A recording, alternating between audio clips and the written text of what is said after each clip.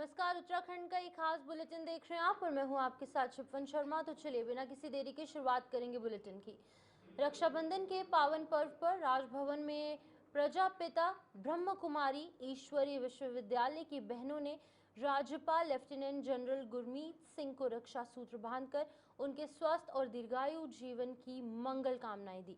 इस अवसर पर राज्यपाल ने सभी बहनों का आभार व्यक्त करते हुए रक्षाबंधन को प्रेम, विश्वास और सामाजिक सद्भाव का प्रतीक बताया। इसी क्रम में SOS children village Bhimtal, sapien school Vikasnagar तथा हिंदुस्तान स्काउट्स एंड गाइड्स की छात्राओं ने भी राज्यपाल को राखी बांधकर शुभकामनाएं प्रेषित की। राज्यपाल ने छात्राओं के उज्जवल भविष्य के लिए अपना आशीर्वाद दिया। उन्होंने शुभकामनाएं देते हुए कहा कि ऐसे त्योहार हमें अपने संबंधों की जो पवित्रता है और समाज में एक दूसरे के प्रति जिम्मेदारी निभाने की प्रेरणा देते हैं। राज्यपाल ने कहा कि ये पर्व भाई और बहन के पवित्र रिश्ते, अटूट स्नेह और विश्वास का प्रतीक है, जो कि पारिवारिक बंधनों को और मजबूत करता है तथा समाज में प्रेम, सौहार्द और आपसी भाईचारे की भावना को गहरा बनाता है।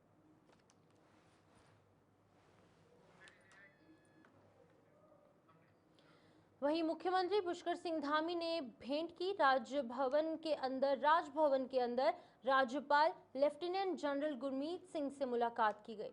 इस मुलाकात के दौरान मुख्यमंत्री धामी ने राज्यपाल को उत्तरकाशी के धराली में आई प्राकृतिक आपदा से पैदा स्थिति की जानकारी दी। इसके साथ ही मुख्यमंत्री धामी ने राज्यपाल को इस आपदा के दौरान लापता हुए लोगों और इस क्षेत्र में फंसे जो लोग हैं उनके लिए चलाए जा रहे राहत और बचाव कार्यों की प्रगति की जानकारी भी दी। इसके साथ ही मुख्यमंत्री ने राज्यपाल से अन्य सामाजिक जो विषय हैं उन पर भी चर्चा की। मुख्यमंत्री पुष्कर सिंह धामी ने धराली रेस्क्यू ऑपरेशन को लेकर कहा है कि राज्य सरकार की प्राथमिकता लोगों को सुरक्षित स्थानों में पहुंचाने की थी। खराब मौसम के बावजूद अभी तक 1000 से ज्यादा लोगों को सुरक्षित रेस्क्यू किया जा चुका है, जिसमें स्थानीय लोगों के साथ देश भर से आए तीर्थयात्री भी शामिल है। घायलों को जिला अस्पताल एम्स में भर्ती किया गया और सभी को अच्छा इलाज मिल सके इसकी भी व्यवस्था की गई है। उन्होंने बताया कि हर्षिल और धराली क्षेत्र में पर्याप्त मात्रा में दवाइयां, दूध, राशन, कपड़े पहुंचाए गए हैं। मुख्यमंत्री ने बताया कि हर्षिल क्षेत्र में बिजली आपूर्ति के लिए उरेडा का पावर हाउस चालू किया गया है और यूपीसीएल द्वारा बिजली तारों की मरम्मत भी की जा रही है। मोबाइल कनेक्टिविटी को सुधार लिया गया है। साथ ही 125 केवी के 2 जनरेटर सेट भी आपदा क्षेत्र में पहुंच गए हैं। हर्षिल क्षेत्र के अंदर सड़क कनेक्टिविटी को ठीक किया जा रहा है। गंगनानी में बेली ब्रिज का निर्माण तेजी से किया जा रहा है। वहीं पर भूस्खलन की चपेट में आई सड़कों को भी जल्द ठीक कर लिया जाएगा। उन्होंने बताया कि मंगलवार तक हर्षिल तक सड़क मार्ग को पूरी तरीके से ठीक करने की संभावना है, जिसके बाद के अन्य कामों को भी तेजी से पूरा किया जा सकेगा। वहीं पर मुख्यमंत्री ने कहा कि राज्य सरकार के स्तर से प्रभावित परिवारों को हर संभव मदद दी जा रही है। उन्होंने बताया कि प्रभावित परिवारों को अगले 6 महीने का राशन राज्य सरकार द्वारा उपलब्ध करवाया जाएगा। आपदा से जिन लोगों के मकान पूर्णतः क्षतिग्रस्त या फिर नष्ट हुए हैं, उनके पुनर्वास विस्थापन के लिए 5 लाख की तत्काल सहायता राशि भी जारी कर दी जाएगी। उत्तरकाशी धराली की आपदा के नुकसान के आंकलन और ग्राम वासियों के पुनर्वास के लिए सचिव राजस्व की अध्यक्षता में एक 3 सदस्यीय समिति का गठन किया गया है। ये कमेटी प्रभावित हुए लोगों के पुनर्वास, विस्थापन और हानि का आंकलन करेगी। इसके साथ ही कमेटी आपदा से सेब के बगीचों को हुए नुकसान का भी आंकलन करेगी। इस कमेटी में सुरेंद्र पांडे सचिव राजस्व, Ashish Chauhan CEO Uttarakhand civil aviation authority, Himanshu Khurana अपर सचिव वित्त शामिल है। ये कमेटी धराली में आपदा से हुए नुकसान का आंकलन करेगी और सरकार को रिपोर्ट पेश करेगी।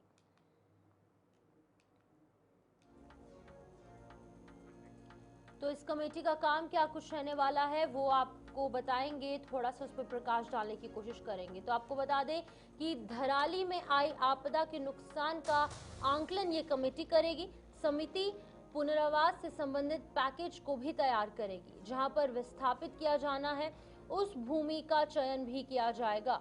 भवनों, दुकान, होटल, जितने भी होम स्टेज थे, उनको पुनर्स्थापित मानकों का निर्धारण भी तय किया जाएगा इस कमेटी के द्वारा। वहीं आजीविका से साधन और उपाय पर विचार विमर्श भी किया जाएगा। तो एक कमेटी का गठन किया गया है और एक कमेटी तमाम वो काम करेगी जिसके चलते कि जो लोग प्रभावित हुए थे उन लोगों को किस तरीके से वापस से उनकी जीवन जो है वो वापस से शुरू किस तरीके से किया जाएगा, उस पर जो है वो काम किया जाएगा। ये कमेटी, ये ऑर्डर, जो ये नोटिस आप देख रहे हैं, ये उसी चीज़ का नोटिस है जिसमें कि इस चीज़ की जानकारी दी गई है कि एक कमेटी गठित की गई है और ये तमाम काम जो है वो कमेटी करने वाली है।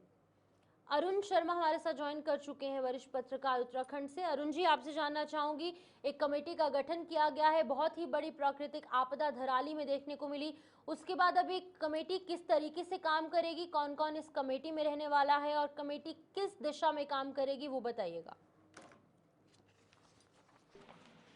थराली की आपदा आपने भी देखी है और तमाम दुनिया ने देखी है।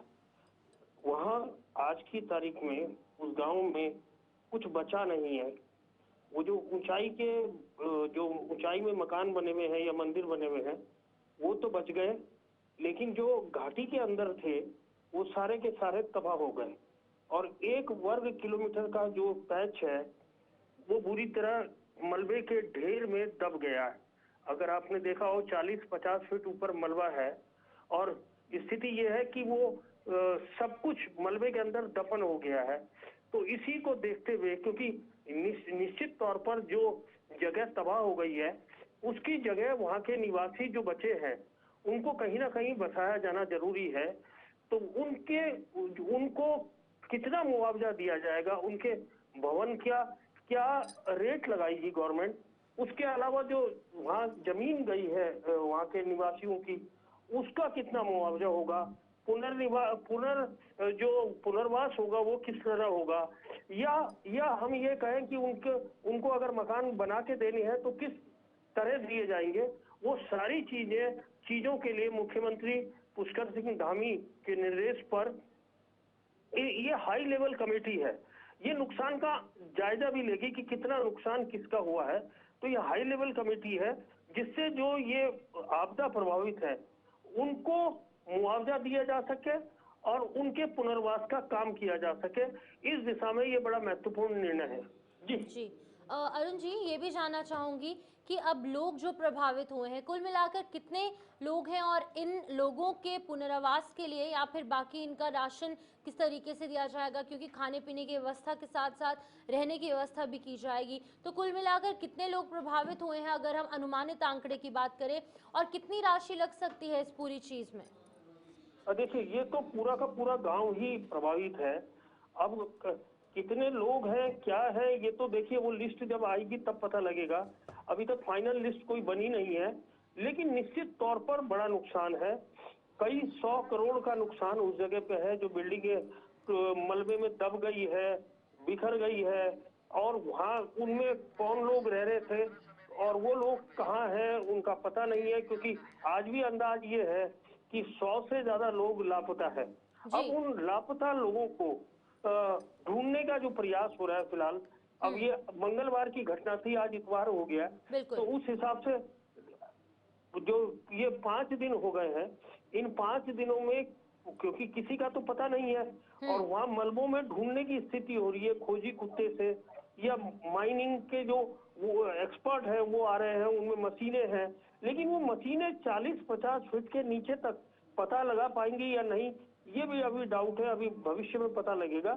लेकिन बहुत बड़ा नुकसान हुआ है और वहाँ बहुत सारे अरुण जी, लोग आपसे जानना चाहूंगी, इस समिति की ये जो टीम गठित की गई है इसको कितना समय दिया गया है, कितने समय के अंदर अंदर ये सभी चीजें पूरी करनी है, क्या इस हवाले से कोई जानकारी है आपके पास?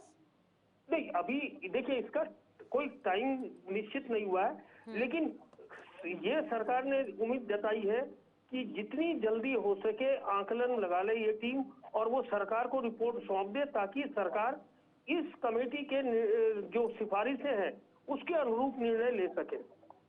ठीक है अरुण जी, बहुत बहुत शुक्रिया तमाम जानकारी देने के लिए।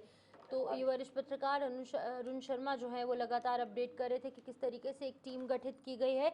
इसको लेकर एक नोटिस भी जारी किया गया है और इस टीम का काम होगा कि पहले तो सबसे पहले भूमि का चयन किया जाए कि कहाँ पर ये जो तमाम लोग हैं उनको वहां पर रखा जाए। वहीं पर धराली में आई आपदा का नुकसान का आंकलन किया जाएगा और ये समिति जो है वो पुनर्वास से संबंधित पैकेज को सबसे पहले तैयार करेगी और जहां पर इन लोगों को रखना है उस भूमि का भी चयन किया जाएगा। तमाम भवन है, दुकान है, होटल है, उनको पुनर्स्थापित करने के लिए भी ये कमेटी दिन रात काम करेगी और ये तमाम मानक जो है उनको तय किया जाएगा और आजीविका के साधन और उपाय पर भी विचार विमर्श किया जाएगा कि आगे की आजीविका, आगे का जो उनकी जिंदगी है, जो उनकी लाइफ है, वो कैसे व्यतीत करेंगे। उनको कुछ काम करना पड़ेगा, वो सरकार उपलब्ध करवाएगी और ये तमाम चीजें इस कमेटी द्वारा दी जाएगी। लेकिन अब इंतजार इस वक्त का है कि आखिरकार ये रिपोर्ट कब तैयार होगी, कब तक ये आंकलन हो जाएगा। अब दिन रात काम किया जाएगा इस कमेटी द्वारा। इसी बीच आगे बढ़ जाएंगे। मुख्यमंत्री पुष्कर सिंह धामी के निर्देश पर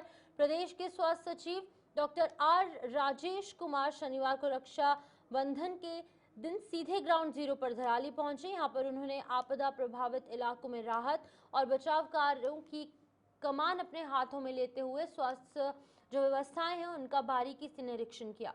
इस दौरान उन्होंने स्वास्थ्य विभाग की टीमें, एनडीआरएफ, एसडीआरएफ, आईटीबीपी और स्थानीय स्वयंसेवकों का उत्साह बढ़ाया। धराली पहुंचते ही माहौल भावुक हो गया जब चिकित्सा स्टाफ और महिलाओं ने स्वास्थ्य सचिव को राखी बांधकर अपना स्नेह और विश्वास जताया।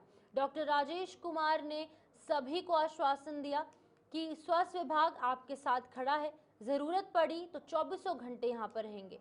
निरीक्षण के दौरान स्वास्थ्य सचिव ने एसडीआरएफ, एनडीआरएफ और आईटीबीपी के जवानों से मुलाकात कर उनके जज्बे की सराहना की। उन्होंने एसडीआरएफ जवानों के साथ दोपहर का भोजन किया और कहा कि कठिनतम परिस्थितियों में भी आपकी सेवा भावना अद्वितीय है। धराली में घायल और बीमार लोगों से मिलकर स्वास्थ्य सचिव ने भरोसा दिलाया कि सभी बुनियादी स्वास्थ्य सुविधाएं तुरंत और निरंतर उपलब्ध करवाई जाएंगी। उन्होंने भविष्य में इस क्षेत्र के लिए दीर्घकालिक स्वास्थ्य योजना तैयार करने की घोषणा की ताकि आपदा जैसी परिस्थितियों में किसी को भी स्वास्थ्य सेवाओं के लिए भटकना ना पड़े। सचिव गृह शैलेश बगौली ने राज्य आपातकालीन परिचालन केंद्र का दौरा किया और इस दौरान उन्होंने उत्तरकाशी के जिलाधिकारी प्रशांत आर्य से रेस्क्यू अभियान का अपडेट लिया। हर्षिल तथा धराली में डीजल की किल्लत ना हो, इसके लिए सचिव गृह ने खाद्य और नागरिक आपूर्ति विभाग के अपर आयुक्त पीएस पांगती को हर दिन 2000 लीटर डीजल भेजने के निर्देश दिए हैं। साथ ही उन्होंने 20 से 25 रसोई गैस के सिलेंडर भी हर्षिल तथा धराली में भेजने को कहा। शैलेश बगोली ने अधिकारियों को निर्देश दिए हैं कि हर्षिल घाटी में खाद्य सामग्री की किल्लत ना हो, इसका विशेष ध्यान रखा जाए। जब तक सड़कें बहाल नहीं होती तब तक घोड़े और खच्चरों के जरिए आपूर्ति सुनिश्चित की जाए तथा उसी के साथ साथ उन्होंने बीआरओ के अनुरोध पर धराली में जल पुलिस को सर्च एंड रेस्क्यू ऑपरेशन के लिए जल्द से जल्द नाव भेजने के निर्देश दिए। सचिव गृह ने बताया कि युद्ध स्तर पर राहत और बचाव कार्य संचालित किए गए। शनिवार को कुल 480 लोगों को हर्षिल तथा नेलांग से लाकर जॉली ग्रांट, मातली तथा चिन्नली सौंड से उन्हें गंतव्य के लिए रवाना किया गया। उन्होंने बताया कि 6 अगस्त से 9 अगस्त के मध्य 4 दिनों में 1126 लोगों को सुरक्षित रेस्क्यू किया गया। उन्होंने बताया कि शनिवार को युकाड़ा तथा सेना के हेलीकॉप्टरों ने कुल 128 सॉटी की और इन 4 दिनों में विभिन्न हेलीकॉप्टरों द्वारा कुल 257 सॉटी की गई।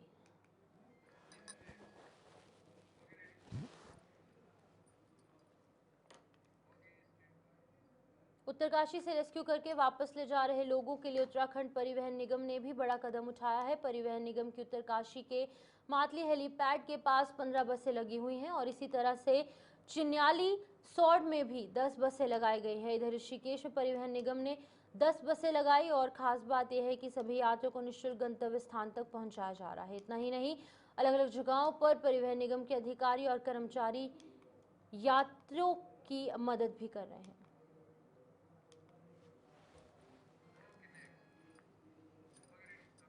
धराली आपदा को लेकर पूर्व सपा सांसद के टी हसन का एक बयान सामने आया। इस बयान को भाजपा ने आपत्तिजनक बताया है और भाजपा के प्रदेश मीडिया प्रभारी मनवीर सिंह चौहान ने इस बयान की कड़े शब्दों में निंदा की। उन्होंने कहा कि इस तरह का बयान उनकी तुष्टीकरण की राजनीति को दर्शाता है। उन्होंने कहा कि आपदा की इस घड़ी में इस तरह का बयान देने दुर्भाग्यपूर्ण माना जा रहा है। देखिए, भारतीय जनता पार्टी की सरकार और भारतीय जनता पार्टी की पहली प्राथमिकता जो उत्तरकाशी जिले के धराली में जो आपदा आई है, वहाँ के प्रभावितों को आपदा राहत देना और वहाँ के मूल स्वरूप को फिर से जल्द वहाँ पर खड़ा हो, ये हमारी सरकार की प्राथमिकता है। लेकिन जिस तरह से एक पार्टी के नेता के द्वारा ये विवादित इस तरह के बयान दिए गए हैं, तो निश्चित रूप से ये उनकी तुष्टीकरण की राजनीति को दिखाता है। लेकिन भारतीय जनता पार्टी की सरकार चाहे कोई भी कार्य हो, आपदा में विशेष रूप से इस तरह के बातें करना मुझे लगता है बहुत दुर्भाग्यपूर्ण है। लेकिन भारतीय जनता पार्टी का ये लक्ष्य तय है कि प्रदेश के अंदर किसी भी प्रकार से लैंड जिहाद हो, थूक जिहाद हो, इन सब का प्रबलता के साथ हमेशा आगे भी विरोध किया जाएगा। रुद्रप्रयाग में बद्रीनाथ केदारनाथ हाईवे के पास बाईपास के रूप में प्रयोग होने वाले रुद्रप्रयाग जवाड़ी बाईपास मोटर मार्ग पर भयंकर भूस्खलन हुआ है। यहां पल भर में ही पहाड़ी का एक बड़ा हिस्सा जमींदोज हो गया। लैंडस्लाइड के कारण भारी मात्रा में बोल्डर और मलबा गिरने से सड़क को भी नुकसान पहुंचा। अचानक हुई भूस्खलन की घटना से मौके पर मौजूद लोगों में अफरा तफरी मच गई और उन्होंने बमुश्किल भागकर अपनी जान बचाई। कुछ लोगों ने भूस्खलन की इस घटना को अपने मोबाइल में कैद किया। वहीं भूस्खलन के बाद बाईपास पर वाहनों की आवाजाही बंद है और लैंडस्लाइड की ये घटना कल शाम तकरीबन 6 बजे की बताई जा रही है।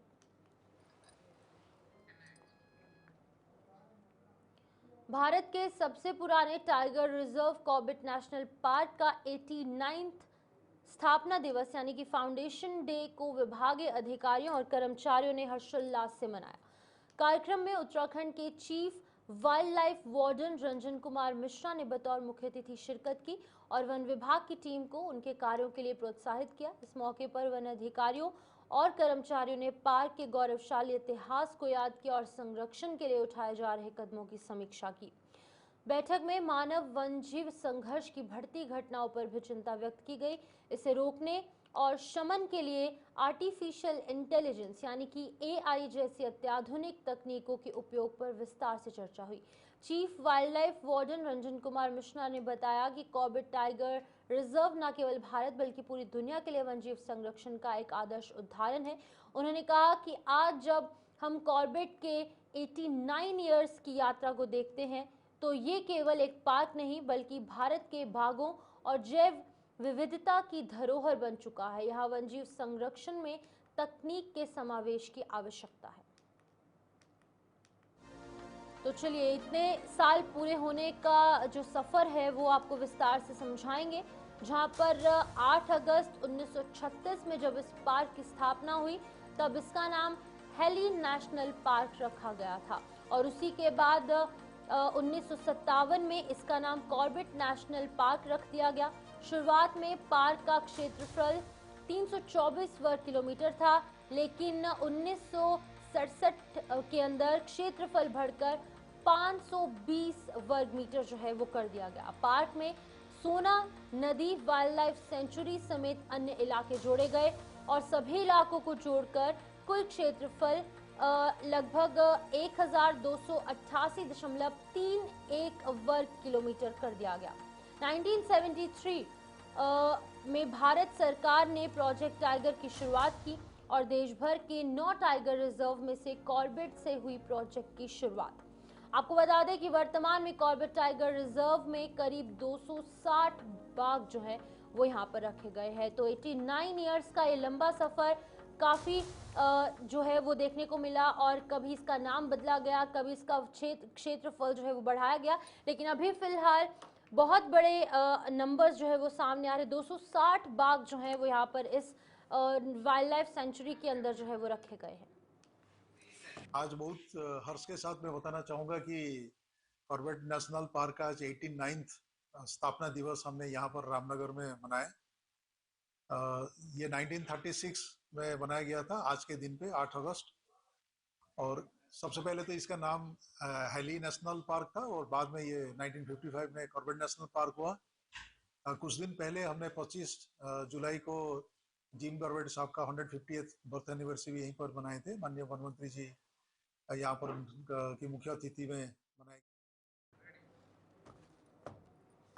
रुड़की के आवास विकास कॉलोनी में स्थित नरेश चौधरी के आवास पर हरियाणा विधानसभा के अध्यक्ष हरविंदर सिंह कल्याण पहुंचे हैं, जहां पर हरविंदर सिंह कल्याण का भाजपा विधायक प्रदीप बत्रा, भाजपा जिला अध्यक्ष डॉक्टर मधु चौधरी के साथ बड़ी संख्या में भाजपा कार्यकर्ताओं के द्वारा जोरदार स्वागत किया गया, जिसके बाद हरविंदर सिंह कल्याण हरिद्वार के लिए रवाना हो गए हैं। आपको बता दें कि वो आज एक कार्यक्रम में शामिल होंगे और इस मौके पर बड़ी संख्या में भाजपा नेता और कार्यकर्ताओं के साथ स्थानीय लोग भी मौजूद रहे। रामनगर में प्रशासन की कार्रवाई जारी है। शुक्रवार को ढेला क्षेत्र के राजकीय इंटर कॉलेज के परिसर में बनी एक अवैध मजार को प्रशासन द्वारा ध्वस्त किया गया। ये कार्रवाई मुख्यमंत्री पुष्कर सिंह धामी की गैर कानूनी कब्जों के खिलाफ सख्ती की नीति के तहत की गई। विद्यालय के खेल मैदान में बनी ये मजार काफी समय से विवाद का विषय बनी हुई थी। स्थानीय लोगों द्वारा इसकी शिकायत जिला प्रशासन को दी गई, जिसके बाद कि प्रशासन ने मामले की गंभीरता को देखते हुए सर्वे करवाया और शिक्षा विभाग से भी इस पर स्पष्टीकरण मांगा है। नैनीताल के गौलापार में 10 वर्षीय मासूम की बेरहमी से हत्या के मामले में एसएसपी नैनीताल प्रहलाद नारायण मीना के नेतृत्व में और पुलिस टीम के अथक प्रयासों से सनसनीखेज खुलासा हुआ। ये मामला 4 अगस्त 2025 को सामने आया था, जब वादी खूबकरण मौर्य ने अपने बेटे की गुमशुदगी की रिपोर्ट थाना काठगोदाम में दर्ज की। एसएसपी ने मामले को गंभीरता से लेते हुए तुरंत 3 सर्च टीम गठित की। 5 अगस्त को बालक का शव आरोपी मोहन चंद्र जोशी के बाड़े में प्लास्टिक के कट्टे के अंदर दबा हुआ मिला, लेकिन शव का सर और दाहिना हाथ गायब था। इसके बाद पुलिस ने सर और हाथ की बरामदगी और आरोपी की गिरफ्तारी के लिए डॉग स्क्वाड, ड्रोन कैमरा और वहीं पर एफएसएल टीम और सीसीटीवी फुटेज की मदद से सर्च ऑपरेशन चलाया।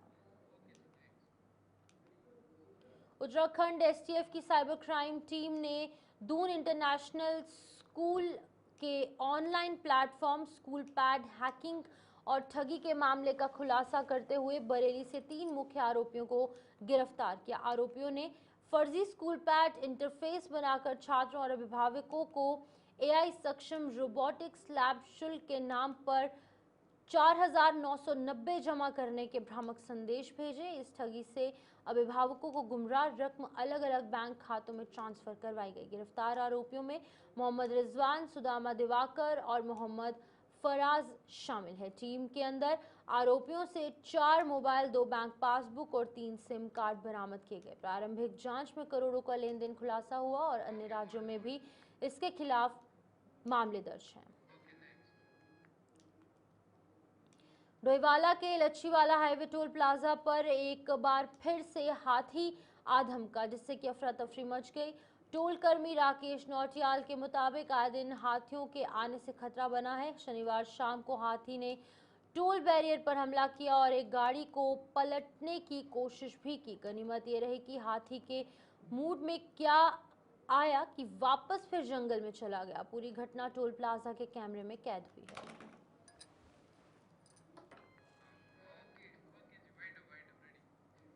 तो चलिए, खबर उत्तराखंड में इतना ही। नमस्कार।